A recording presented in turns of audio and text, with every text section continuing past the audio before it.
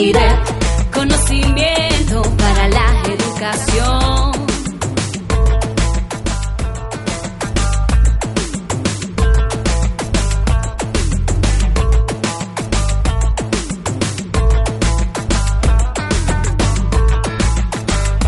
Entonces, esta oportunidad de reencuentro, Olguita, con Olga tenemos una experiencia compartida muy linda de trabajo en comunidades, cuando desde la Secretaría de Integración Social, Olga como secretaria de la Secretaría, y desde la dirección local de una de las localidades más activas de Bogotá, desde San Cristóbal, tuvimos la oportunidad de trabajar un proyecto que todavía se mantiene en su idea y que ha logrado tomar nuevas formas sobre gestión en el territorio. O sea, cómo hacer para que desde unas particularidades del territorio, desde unas particularidades de poblaciones y particularmente particularidades de niños y niñas, y desde unas problemáticas que son comunes, se logra que el actuar del Estado sea mucho más acorde con esto que estamos esperando, restablecer o considerar de manera prioritaria los derechos de niñas y niñas.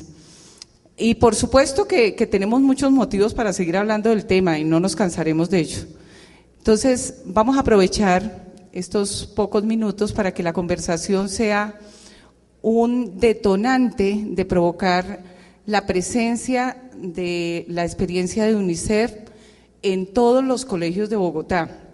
El trabajo que viene haciendo UNICEF, en cabeza particularmente de Olga, se constituye en un referente importante que a veces no conocemos en los colegios, que a veces pasa por discursos comunes que creemos que si están en el proyecto educativo institucional, que creemos que si se hace explícito en algunos escenarios, es suficiente para garantizar eso que está clarísimo en la Constitución, que está clarísimo en la Convención de los Derechos del Niño.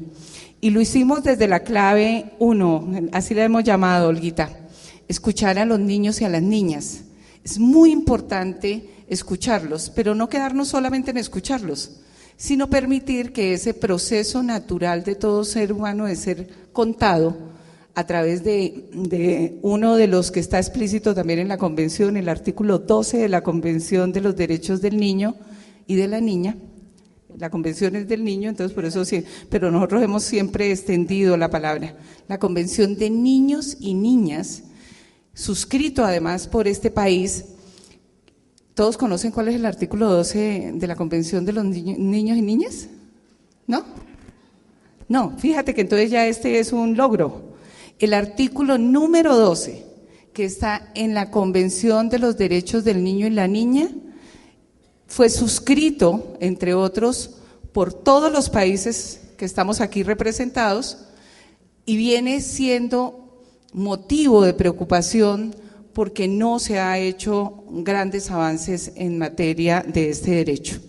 El derecho es muy bello, es la participación y por eso vamos a empezar con ello. ¿Qué significa ese derecho de la participación? Y más en el enunciado que han planteado desde UNICEF del derecho al hecho. ¿Qué implica para nosotros, los responsables de la educación, para los adultos, la participación de los niños y de las niñas, Olguita? Bueno, muy buenas tardes para todos y todas. Nancy, muchísimas gracias. Como ella misma lo estaba diciendo, nos conocemos de vidas pasadas y creo que nos conocemos porque trabajamos en causas similares y con la misma pasión. Así que es un honor estar aquí compartiendo algunas de las ideas sin la humildad argentina, pero también con el mismo propósito de construir con ustedes algunas ideas interesantes sobre la participación. Como voy a hablar de ese tema, antes de empezar a hablar, quisiera que cada uno de ustedes en el papel que tiene enfrente escriba 2 o 3 palabras de lo que para ustedes significa la participación. 2 o 3 ideas muy gruesas de lo que es participar. Actuar puede ser, hacer parte de, cooperar, escucha, compañía, integración, compartir, colaborar. Bueno, Fíjense que lo que quiero es que nos pongamos en sintonía un poco, que hablemos de algo en lo que ustedes estén pensando en este momento.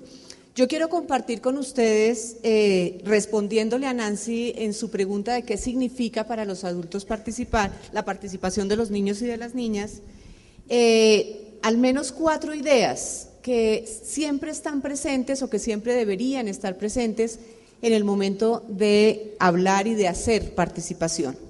Una es que involucrarse en procesos participativos para todas las personas, pero en particular para nosotros los adultos, significa ser valientes, significa tener la valentía de aceptar que nos puedan cambiar.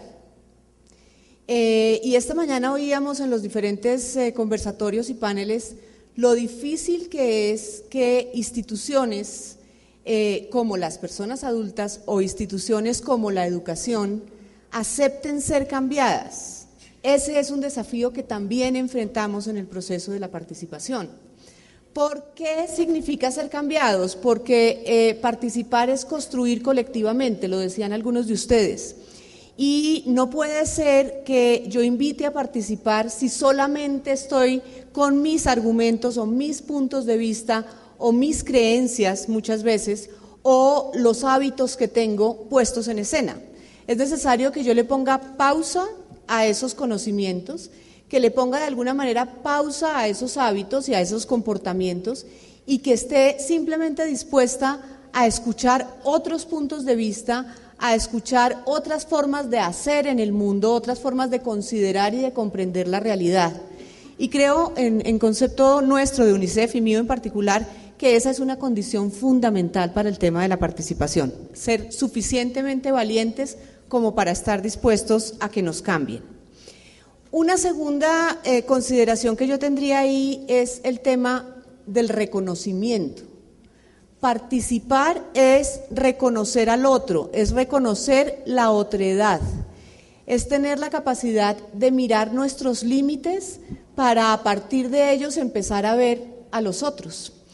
Es reconocer el contexto. Yo no puedo participar si no estoy, si no tengo la capacidad de retirarme un poco y de ver desde el balcón cuál es el contexto en el que yo me estoy moviendo, pero adicionalmente si no tengo la capacidad de oír al otro, respetuosamente entender que su postura es diferente y que lo que nos enriquece justamente es esa diferencia, que el producto de esta interacción es un producto que agrega valor a mi postura particular. Entonces creo que los adultos en este proceso de promover la participación en el proceso educativo de los niños y de las niñas, tenemos también que tener la capacidad de ver y de reconocer al otro como un igual, y lo veíamos justo en el conversatorio anterior, como un sujeto pleno de derechos, iguales en la diferencia, también lo decían esta mañana uno de los testimonios que nos contaban.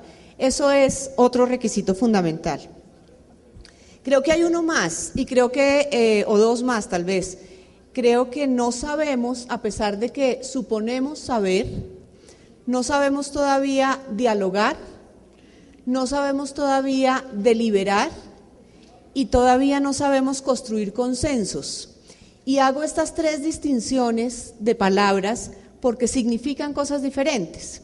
Cuando yo dialogo, tengo la capacidad, entre comillas, simplemente de escuchar al otro, de ponerme en actitud de muestre a ver qué es lo que quiere decir, de ponerme curioso con la postura del otro, de tratar de indagar más, de saber de dónde vienen las historias de sus conceptos, cómo lo construyó, cómo las experiencias han marcado eso que esa persona está diciendo u opinando sobre algo en particular, y en este momento estaríamos pensando en un diálogo con los niños y con las niñas. ¿De dónde vienen las experiencias de ellos? ¿Qué es lo que están tratando de decir? ¿Cómo me lo están tratando de decir? No solamente el lenguaje oral es el que está en juego en un proceso de participación y de comunicación.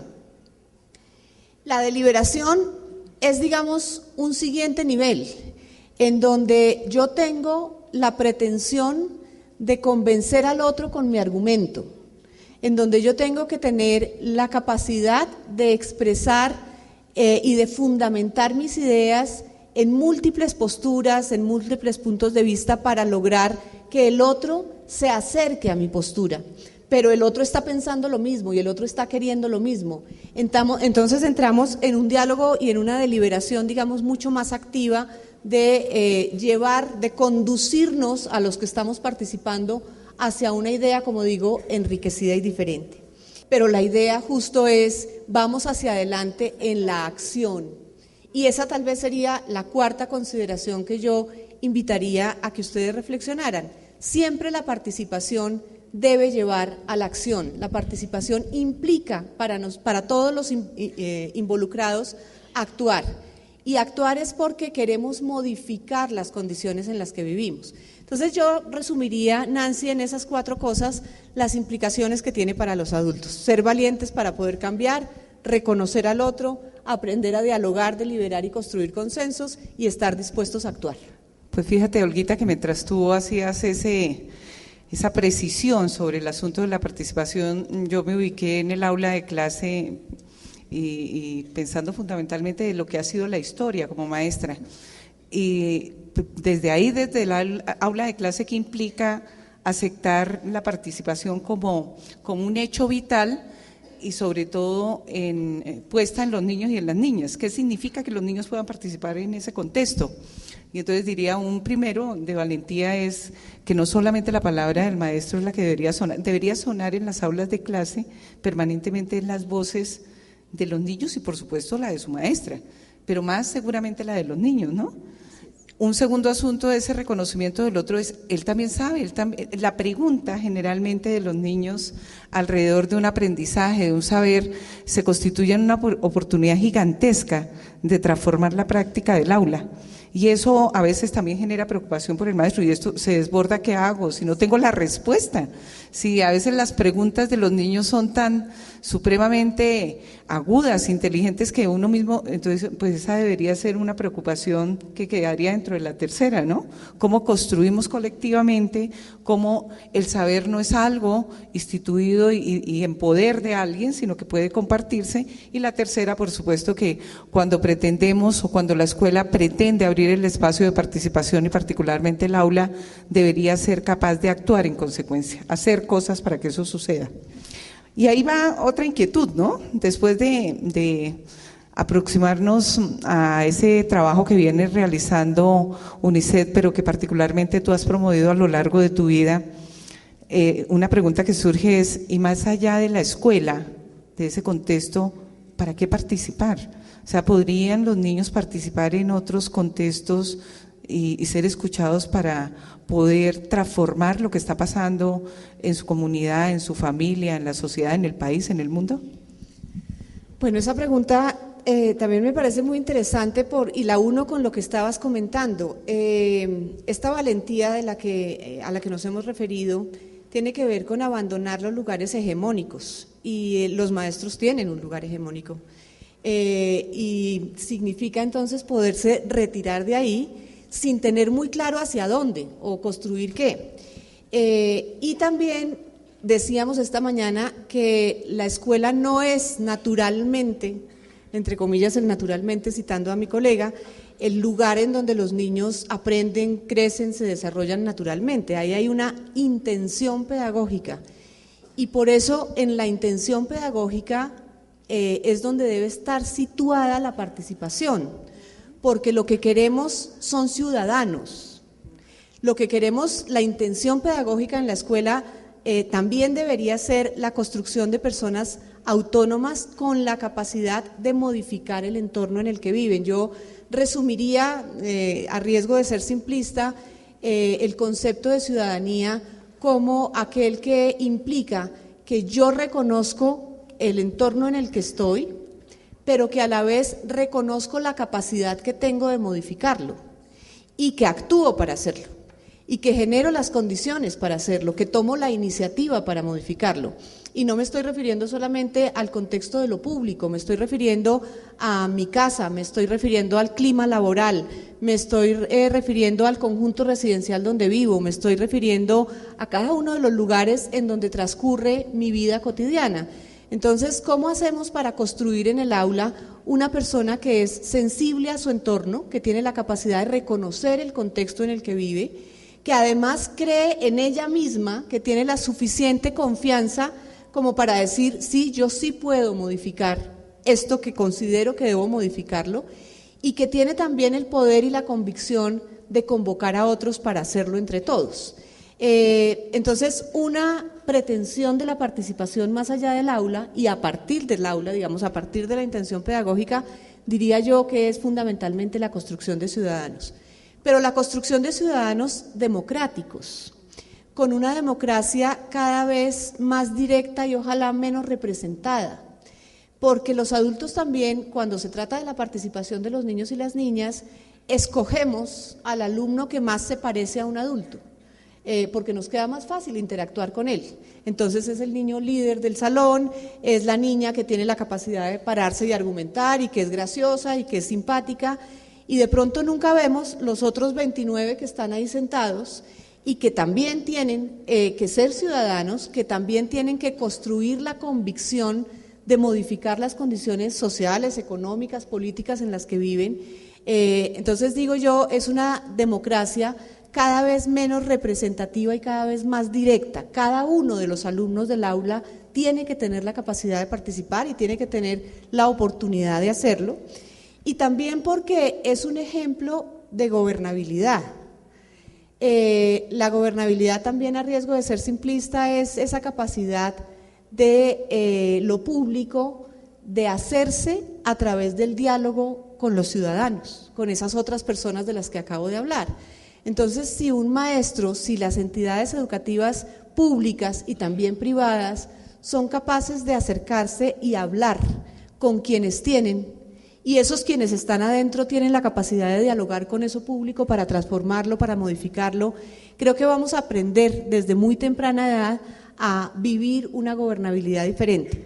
Comparto también con Chantal la dificultad que tenemos de generar espacios participativos, porque es que no hemos crecido en espacios participativos. Muchas de las voces nuestras son poco escuchadas, no estamos convencidos de que podamos cambiar mucho la realidad en la que vivimos. Entonces es un desafío de creatividad también para salirnos del marco y poder entrar a otro lugar en donde esos diálogos son posibles.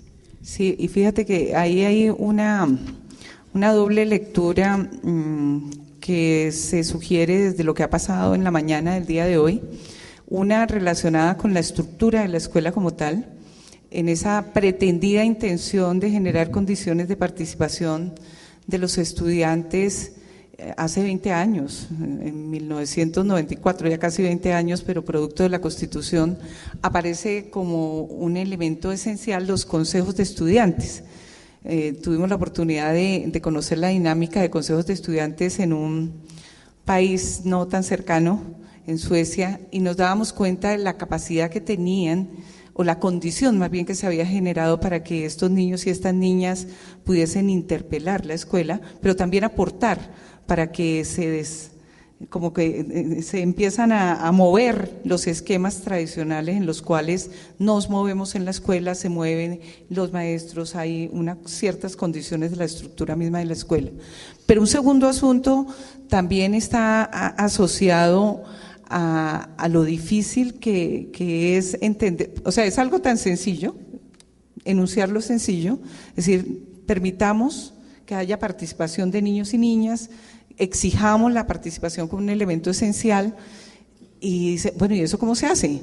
O sea, ¿cuáles son como esos aprendizajes, aprovechándonos de la palabra clave, aprendizajes claves para la participación? Cuando tú solicitabas, escribamos unas palabras, pues algunos lo hicimos muy rápidamente y nos encontramos varios en lo mismo. ¿Será escucharlos? ¿Será únicamente la clave que estamos diciendo aquí? ¿O hay unos elementos que sí pueden ir contribuyendo desde la escuela, pero también desde la familia, pero también desde esos otros espacios que ocupamos seres humanos todos, niños, niñas, adultos, en nuestra interacción permanente? Bueno, para contestar esa pregunta, Nancy, yo quiero dar crédito a una producción conjunta que coincidencial y maravillosamente también habla de las claves, son las 6 claves para la participación.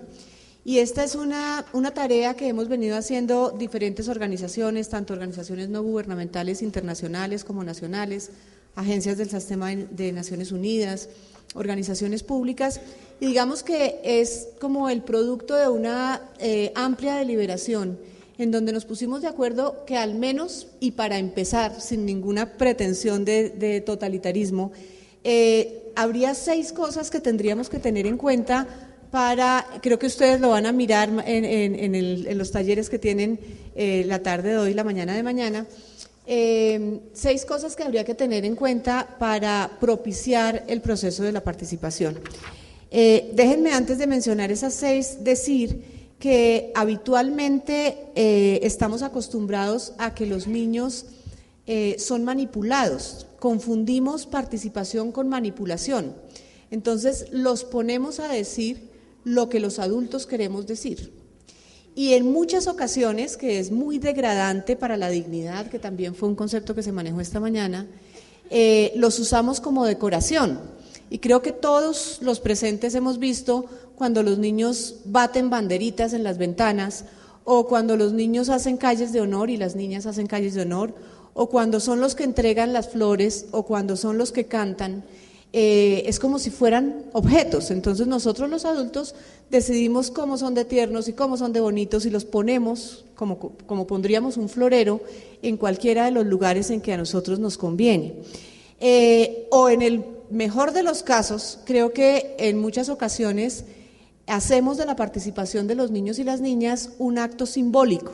Entonces los convertimos en los personeritos, los alcalditos, los contraloritos, los hitos, muchos pequeñitos, como a imagen y semejanza de lo que deberían ser cuando fueran grandes. Además lo decimos en diminutivo, ¿no? Claro, siempre lo decimos en diminutivo porque es así, es como una cosita simulada de lo que ellos deberían ser cuando realmente sean personas. Y creo que entro por esto para decir, eso definitivamente no es participación infantil. Nosotros decimos, al menos hay 3 cosas simples, como las estabas diciendo tú. Todas las edades pueden participar. ¿Pero cómo? ¿Un bebé de 9 meses puede participar? Sí, un bebé de 9 meses de hecho participa.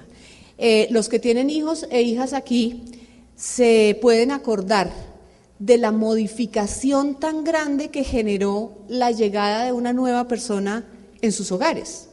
Modificó muchas cosas, eso es participar, eso es tener la capacidad de cambiar el contexto de una manera, digamos, correspondiente al momento de desarrollo, a las capacidades, desde luego.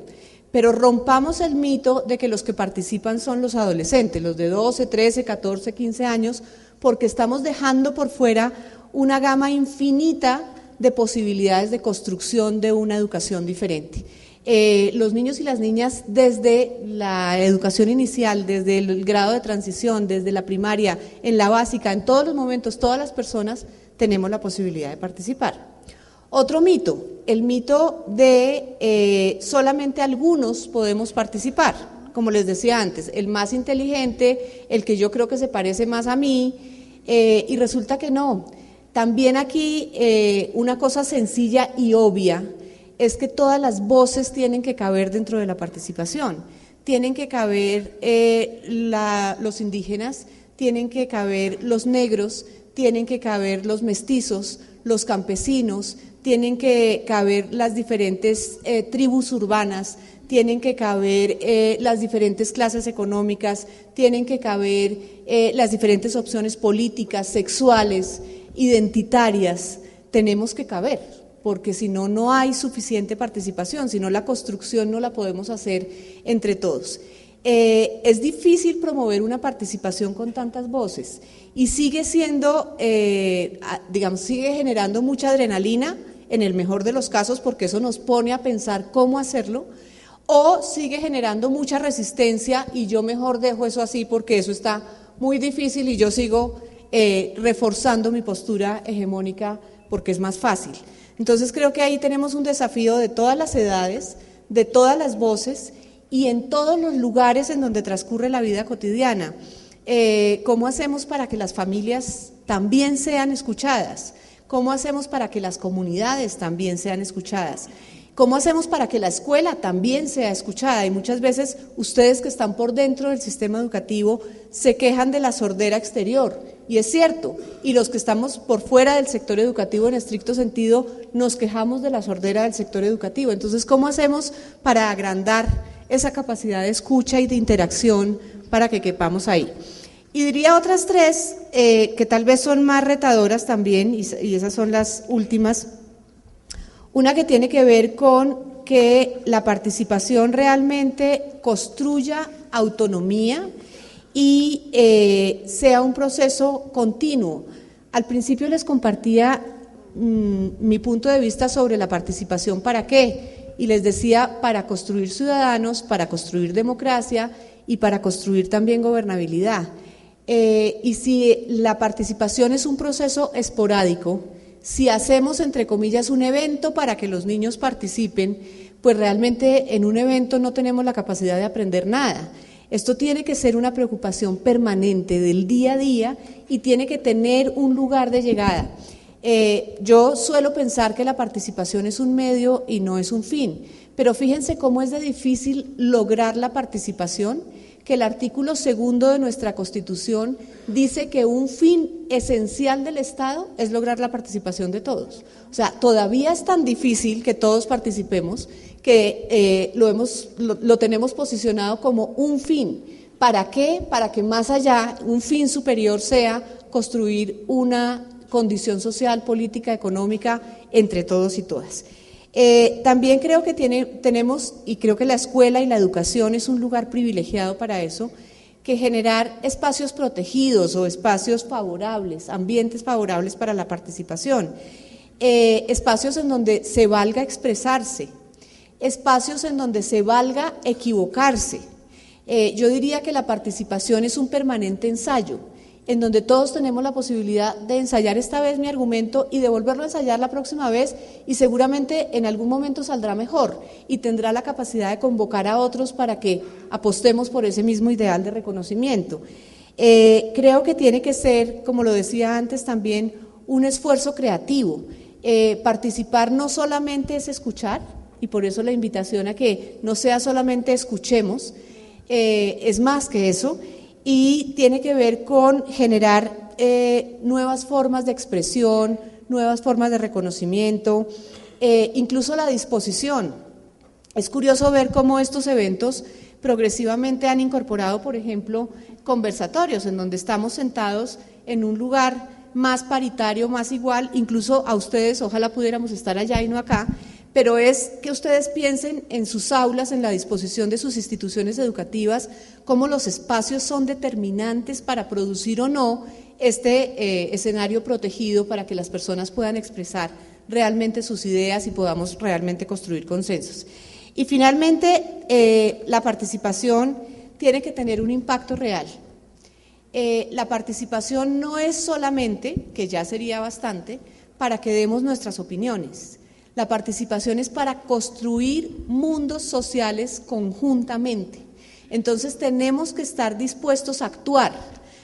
No basta con que yo diga, yo opino que la paz debería. El siguiente paso es no solamente usted qué opina, usted qué está dispuesto a hacer para que la paz sea una realidad en nuestro país. O yo opino que la participación de los niños debería ser o no ser, ¿qué he hecho yo para que la participación de los niños y las niñas sea efectiva? ¿Cómo apoyo la iniciativa del otro? ¿Cómo realmente construyo y me meto a que, bueno, vale, si tú crees que la paz es eso, vamos a construirla y yo estoy dispuesta a actuar contigo en esa construcción nueva? Cómo la calidad de la educación, los valores que estamos promoviendo al interior de las instituciones educativas, las podemos y los podemos construir juntos. Muy bien. Voy a intentar hacer un poco el cierre de este ejercicio, no sin antes invitarlos y invitarlas para que conozcamos los documentos. Están disponibles en la página de UNICEF, pero hay dos que me parecieron muy interesantes. Uno, el que ya has referenciado de las 6 claves, pero ese está enmarcado dentro de una estrategia que es muy interesante, que es hechos y derechos. y esa estrategia de alguna manera también se convierte en la posibilidad que desde el particular escenario del aula de clase, de la escuela en particular, podamos ir promoviendo acciones relacionadas con esa transformación de las prácticas que a lo largo de tanto tiempo han marcado la vida de la escuela. Tal vez por eso lo que señalaba Chantal de lo que le sucedió cuando los maestros estaban en paro y los niños fueron a la escuela, muestra cómo quieren los niños la escuela, o sea, qué tipo de escuela quieren. Y si ustedes miran en sus maleticas que aparecen allí un libro de Tonucci, pues esas caricaturas que aparecen allí también muestran cómo podría ser la escuela si nosotros también intentáramos ser, como tú señalas, valientes. Y otro documento que me ha parecido muy interesante es el sistema de información, Sinfonía, o sea, como documento y como estrategia que nos permita mirar cómo estamos avanzando en Bogotá y en el país, incluso en la región, en los temas de los derechos de niños y niñas. Eso unido al propósito que tiene el IDE, que tiene Magisterio, que hemos intentado concretar en este encuentro, nos permitiría de alguna manera también decir que todavía hay esperanza. Y un compromiso de parte del IDE. Nosotros cuando empezamos a intentar estructurar lo que hemos llamado las 5 claves, nos hemos encontrado de que esos enunciados siempre hay que estarlos reestructurando, transformando. Entonces seremos valientes de transformar, porque el de escuchar creemos que es un inicio, pero no es en últimas la esencia de lo que significa el tema de participación de niños y niñas. Entonces un poquito como que nos cierres ahí, ¿dónde está disponible? ¿Cómo colectivos de maestros, los colegios, grupos de supervisores, de rectores, de coordinadores, de las universidades pueden acceder a información que es valiosa para poder seguir avanzando en este propósito de ciudad y de país? Bueno, compartirles brevemente, la estrategia Hechos y Derechos es una estrategia que surgió hace 10 años en el país, que es una alianza, y creo que lo estratégico de esa estrategia es la diferencia de los actores que la conformamos. No somos actores iguales, no tenemos las mismas creencias, no tenemos las mismas competencias. Y creo que las fuerzas encontradas de cada uno de esos sectores que están involucrados en la estrategia ha hecho que realmente, a manera de una malla, lo que se pone ahí por las fuerzas que se jalan de un lado y del otro, realmente logra moverse. Y uno de los temas que hemos querido mover es justamente el posicionamiento político, el reconocimiento legal, político y económico de los derechos de los niños y de las niñas, y están invitados ustedes para que a través de la página directamente de Hechos y Derechos o a través de la página de UNICEF entren y conozcan un poco más de esa estrategia. En ese marco se produjeron estas 6 claves para la participación. También, si ustedes entran directamente a internet, encuentran el documento y lo pueden descargar. Se llama así, 6 claves para la participación, y como les decía, creo que es solamente un pretexto, una buena primera manera de empezar a discutir. Qué rico que las claves sean flexibles, pero yo quisiera también, a la vez que proponer la evolución, concentrarme un minuto en la escucha, porque de pronto la palabra participación está vacía de significado de tanto que hemos hablado de ella. En cambio, escuchar es el primer paso para poder participar, entonces me gusta mucho también que empiecen por ahí.